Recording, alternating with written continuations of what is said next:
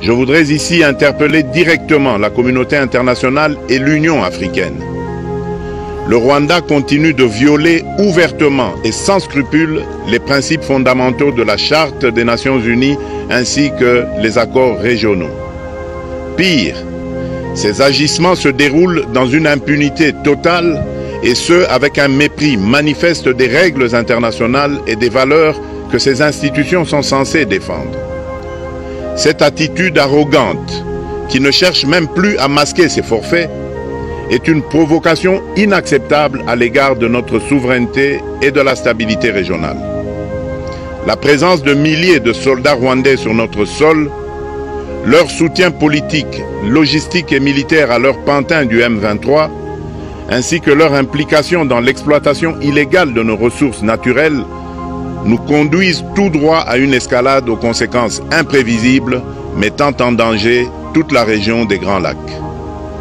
Votre silence et votre inaction face à la barbarie du régime de Kigali et aux atrocités perpétrées par ses supplétifs sur notre territoire constituent un affront non seulement à la République démocratique du Congo, mais également aux valeurs universelles de justice et de paix.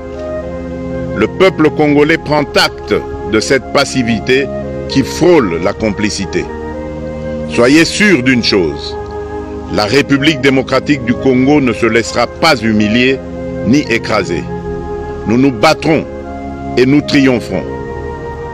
Congolaises et Congolais, l'heure est certainement grave, mais notre détermination est encore plus inébranlable. Ce moment critique nous offre l'opportunité de montrer au monde ce qui fait notre force, c'est-à-dire notre unité sans laquelle tous nos efforts seraient vains.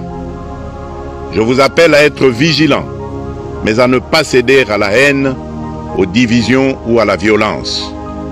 Je condamne avec la plus grande fermeté les actes de vandalisme et de pillage qui ont visé certaines missions diplomatiques accréditées en République démocratique du Congo, ainsi que des intérêts privés dans la ville de Kinshasa. Ces comportements irresponsables dénaturent l'expression saine de notre colère face à l'agression barbare nous imposée et jettent une ombre sur les manifestations pacifiques de soutien à nos vaillantes forces armées qui luttent avec courage et abnégation pour défendre notre souveraineté. Notre engagement doit rester ferme et discipliné.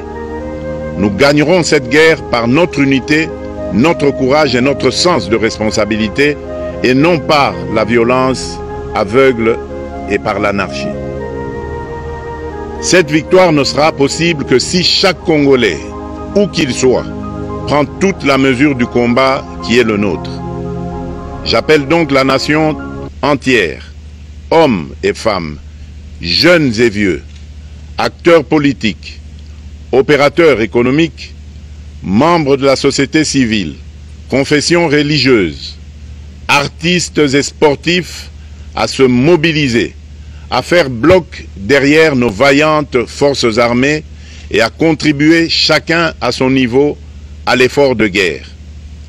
J'ai instruit le gouvernement de mettre en place des mesures rigoureuses de réduction du train de vie des institutions et de leurs animateurs afin que les ressources ainsi économisées soient directement réorientées vers le soutien à nos forces armées.